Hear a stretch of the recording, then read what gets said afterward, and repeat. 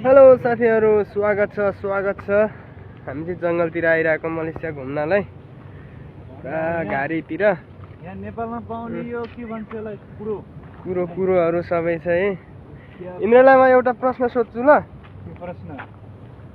प्रश्न के भने नि, ल्याप्प लगाएर हैन, वस्तु गाई वस्तु हैन, पशुहरूको गाई वस्तु हैन, मृगा तपाईको जनावरहरूको चाहिँ हैन, हिँड्दाखेरि पुछार हल्लिन्छ हैन। अनि त्यहाँबाट समाज छ हेर्नुस् गाई। मेरो प्रश्न सुन्न होला।